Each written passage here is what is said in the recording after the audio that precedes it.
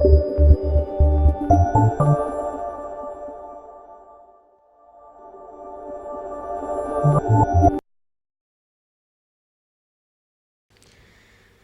charla se llama Por plata baila el mono. Desde chiquito me enseñaron que yo desciendo de un mono, así que pueden entender de dónde viene. Hoy en día no estoy ni siquiera seguro si descendemos del mono o no. Es más, de chiquito me enseñaron que el neandertal se extinguió. Hoy tengo amigos que les hicieron análisis del mapeo genético y digo que tiene un 3% de neandertal adentro.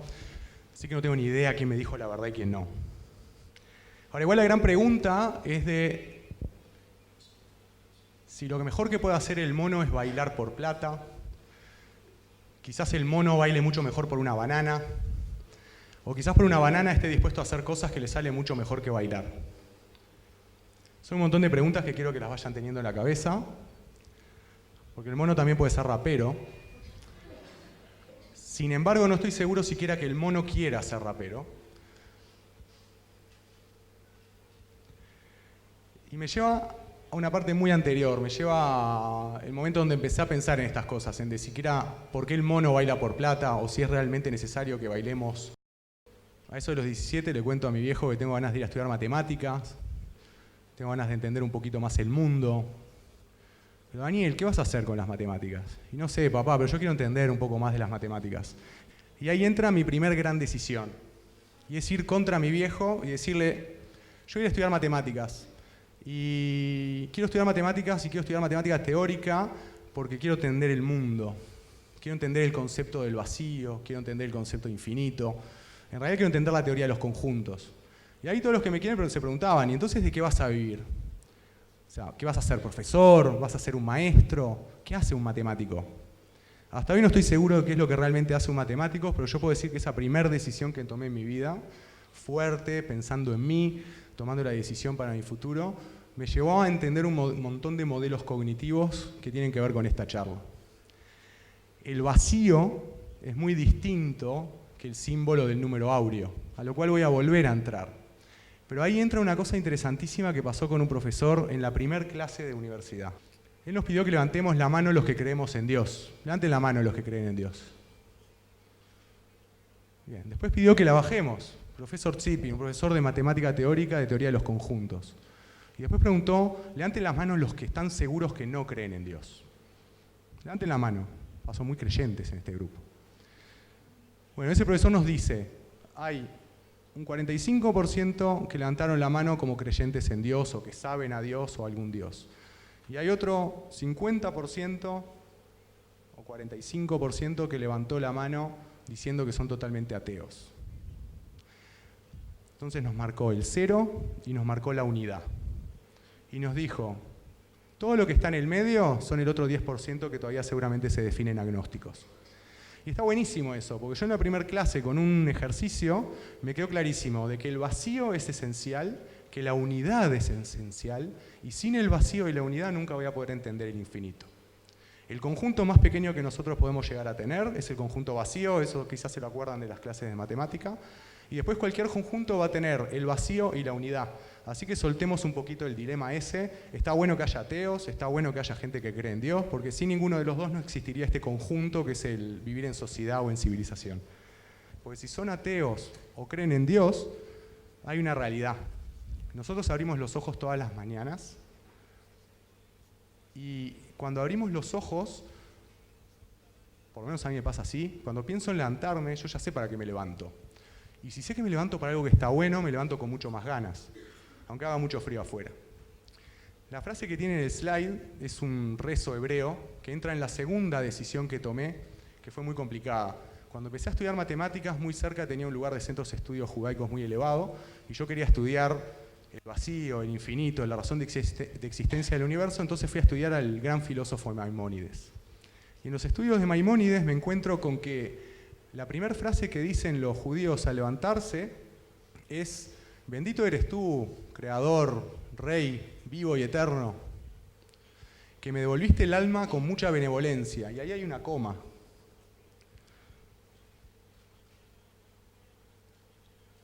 Rabá emunateja, mucha es la confianza que vos tenés en mí. Y esa frase me enganchó desde los estudios de matemáticas y los estudios de filosofía judía en cómo me como esa pastilla. O sea, yo abro los ojos todas las mañanas con la intención de que vos confíes en mí. Yo hasta ahora me la creía con que yo te tengo fe. Y en realidad eso me cambió todo el paradigma. Empecé a tener más confianza en mí. Porque si lo que yo llamo Dios me tiene fe o confianza, la palabra correcta es confianza, tengo que tomar responsabilidad y ser confiado en mí mismo. Entonces entra un tema impresionante. El vacío, la unidad, el infinito y el número áureo se mezclan. Y todos los estudios de la matemática y todos los estudios de filosofía se conectan. Y encuentro que los modelos cognitivos que yo vengo tratando desde el área del álgebra lineal tienen un sentido mucho más amplio y pueden ayudarme muchísimo a entender cuál es la verdadera razón por la cual cuando yo abro los ojos de mañana entiendo que me tengo que levantar fuerte como un león y hacer cosas que me hagan bien a mí y que marquen un propósito en mi levantarme. Y ahí me engancho y armo modelos cognitivos que la intención con esos modelos es trabajar con personas. Paso a dedicarme en las matemáticas a los modelos que hacen que las personas lleguen a mejores resultados. Y haciendo esos modelos tomo los 8 virtudes que plantea Maimónides. Hace 1000 años las planteó estas virtudes. Y Maimónides plantea como virtud principal la voluntad. Y como segunda virtud, el anonimato. Y como tercera virtud, ¿qué misión cumple lo que hacemos? Y cuarta virtud, las ganas con que lo hacemos. Y me enganché. Dije, esto está bueno.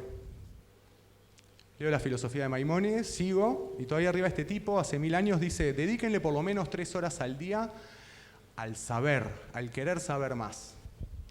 Y ahí engancharon realmente los modelos cognitivos. Cero estrés. Acordé algo de las matemáticas más allá del vacío, de la unidad y el infinito que está buenísimo. Es que si tenés un problema, seguro existe por lo menos una solución. Eso es una base de las matemáticas. Y si no, en el universo que estemos tratando, la solución no existe, entonces no se llama problema. Es el famoso asintótico que tienen en una raíz. Que quizás no saben para qué lo estudiábamos en el colegio, y es para tema de otras charlas. Pero la realidad es que es cero estrés. Entonces, si nosotros siempre que tenemos un problema puede tener una solución, lo que tenemos que ayudar a las personas es a entender si realmente tienen un problema. Y si no tienen un problema, cero estrés. Y si tienen un problema, de nuevo cero estrés. Porque si existe un problema, puede existir por lo menos una solución. Ahora, ¿qué pasa? La mayoría de la gente no tiene las herramientas para conseguir la solución. Y ahí entra el otro concepto. Un concepto que lo tenemos paradigmáticamente bastante trancado hace, creo que cientos de miles de años, si no decenas de miles. Y es el donar. Estamos totalmente vinculados a una época en que quizás hace cientos de miles de años nosotros nos acostumbramos al intercambio y al trueque, pero enseguida apareció el peso o la sal como moneda de intercambio, apareció la moneda, apareció la bolsa de sal, que de ahí viene la palabra salario. Y estamos acostumbrados a que todo se mide por salarios, se mide por monedas. Y me acuerdo del mono, ¿por plata baila el mono? No sé si vieron alguna vez un mono bailar. Yo por suerte no, creo que en los dibujitos en algún momento, pero no me imagino que sea un mono que esté totalmente copado y contento, a no ser que sea un mono que su talento es bailar, a no ser que sea un mono que su vocación es ser bailarín.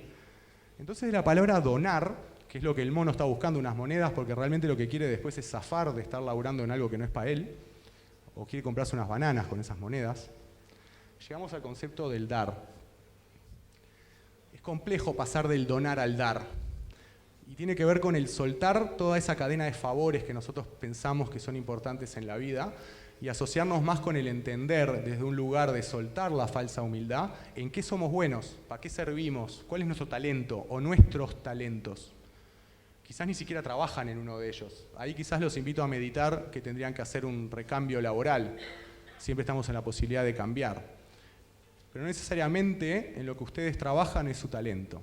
En lo que ustedes trabajan es con lo que se ganan su sustento, es con lo que bailan por unas monedas como buenos monos.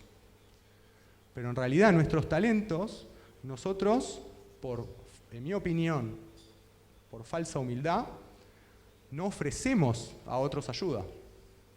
Los otros no saben pedir ayuda, o no quieren pedir ayuda, o están incómodos de pedir ayuda, o ni siquiera saben que necesitan la ayuda.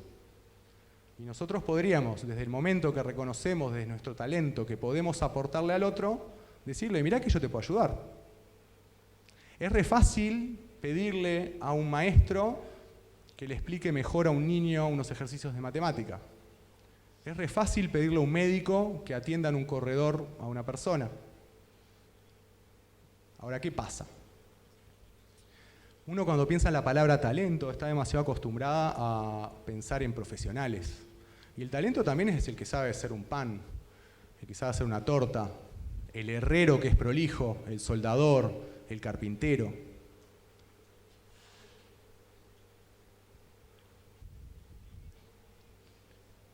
Con eso los quiero meter en cómo armé un modelo. Me presentaron como co-desarrollador del aprendizaje de éxitos. Es un método que tiene dos partes. Una es preguntar qué y otra es preguntar para qué. Abdelkarim Jouli llega a mi oficina, yo capacitaba coaches laborales hace 10 años, heroíno dependiente, rehabilitándose, venía a recibir un certificado que le iba a autorizar a recibir la metadona. La persona que estaba trabajando con él no sabe qué hacer, viene, me consulta, qué hacemos con la persona. Y cuando estoy a punto de decirle, dale el certificado para que reciba la metadona, que es como una antidroga, le veo la cara a Jouli y Jouli con su cara me está diciendo otro más que elude el problema. Me enganché y Jouli me cambió la vida porque yo le podía aportar 1 hora por semana y pasé a dedicarle cerca de 3 horas al día a cambiar cosas con él. Lo único que hice fue preguntarle qué te gusta hacer, qué te gustaría hacer. ¿Qué hiciste? Fue la primera pregunta. Fue albañil. ¿Por qué dejaste de ser albañil? Porque se lesionó la espalda, no puede levantar más peso. Y de ahí a por qué entró en la droga es re fácil. Y de ahí a por qué perdió el contacto con los hijos y con la pareja y con la familia es mucho más fácil. Ahora, cuando le pregunto a Jouli, ¿qué es lo que te gusta hacer? ¿Qué querés hacer? Cuando era chico, él trabajaba para un maestro panadero cuando volvía de la escuela. Y lo que más le apasionaba era hacer pan. Entonces fue solo conseguirle la ayuda y la orientación y el lugar donde él pueda empezar a fabricar pan. Y esta foto es 1 año después, cuando Abdelkarim Jouli ya está en contacto de nuevo con sus hijos, con su familia, da trabajo a 12 personas más que alimentan familias. Y la frase que me dice más o menos ahí es, gracias por la confianza. Ahí entiendo es el primer momento que entiendo el 70-30. Yo le daba a la empresa que trabajaba 7 horas por día y le dedicaba 3 horas a Jouli, usando técnicas que quizás dentro de la empresa no me hubiera animado por el miedo a qué dirá mi jefe, o por el miedo a qué dirá un gerente, o por el miedo a qué dirá un directorio, o por el miedo a equivocarme con un cliente. Y la realidad que con él pude probarme que ese método funciona. Ahora, ¿por qué les cuento esto que parece totalmente quizás ególatra o de falta de humildad? Porque al revés, lo que quiero es que dejen la falsa humildad. Yo no me la creo en lo que hago, me la sé, soy bueno en lo que hago, soy un solucionista. Ayudo a empresas, a personas y a gente a solucionar sus problemas. Quizás vos sos bueno dibujando, quizás vos sos buena soldando cosas, quizás vos sos buena cocinando, quizás vos sos buena sacando dientes, quizás vos sos bueno armando cuadros, o armando escuadras, o armando puertas. 70-30, para todos ustedes, es un poco de cambio de paradigma, es el dejar de pensar solo en el cuánto voy a ganar con eso, porque en realidad van a ganar muchísimo más, irónicamente, en lo que hagan gratis. Y tienen que cambiar el concepto de hacer el favor y donar por el concepto de dar. Y no solo como personas, sino también como empresas. Porque el concepto como persona de dar de su talento, no por solamente un intercambio, puede ayudar al otro a conseguir sus metas. Y al conseguir sus metas estamos impactando en otros que hagan lo mismo que nosotros y también donen su talento. Y al probar con ellos nuestras técnicas, nuestras prácticas, nuestros ejercicios, nosotros también vamos a ser empleados más masterizados, emprendedores con más experiencia, padres más experimentados, madres con más experiencia. Vamos a tener muchos más conocimientos, vamos a tener mucha más sabiduría, vamos a tener muchas más formas de cómo aplicamos algunas cosas. Y con eso vamos a lograr también innovar y generar nuevas formas de pensar las cosas. O sea que el mayor beneficio de darles a otros, en realidad lo tenemos cada uno de nosotros, de los que nos damos el gusto de poder dar. Entonces, un ejercicio chiquito que se lo lleven para los que les cuesta reconocer sus talentos, que no necesariamente sea solo uno. Primero, pregúntense las 5 cosas que hacen. Después pregúntense para qué las hacen. Filtren, pongan las 5 principales. Después de que se preguntaron para qué las hacen, pregúntense cómo las hacen. Cuando terminaron este triangulito, pregúntense algo mucho más interesante. ¿Qué no haces y querés hacer? Y cuando tengan esas respuestas, vuelvan al cómo lo harías, para qué lo harías y qué significaría para vos. Les garantizo que van a tener sus talentos metidos ahí, es una cuestión de matemática pura. Van a sacar el talento que tienen. Entonces, mi ¿qué hago? Es dar 3 horas al día, o por lo menos eso es lo que intento, mejor dicho, es lo que intento, no lo logro. No logro llenar 3 horas al día con conejillos de indias voluntarios en los que pruebe herramientas y técnicas para intentar solucionar problemas con ellos y ayudarlos a ser mejores empresas y emprendedores. Pero tener como objetivo llenarme esas 3 horas me llena bastante la semana con un montón de cosas que hago por el amor al arte. Son las que más disfruto. Irónicamente son las que más pongo de mí. Son las que más aprendo. Son en las que más saco resultados y son las que me ayudan más a crecer. El para qué, para hacer un cambio total en nuestro planeta. Empecemos por casa, empecemos por la familia que nos crean, empecemos por la comunidad, empecemos por todos aquellos que nosotros les podemos generar un impacto. Quizás lo que tenemos que pensar es el por qué no es así y rompamos el paradigma. Yo creo que el no es así porque horizontalizaría además la sociedad. Muchas gracias.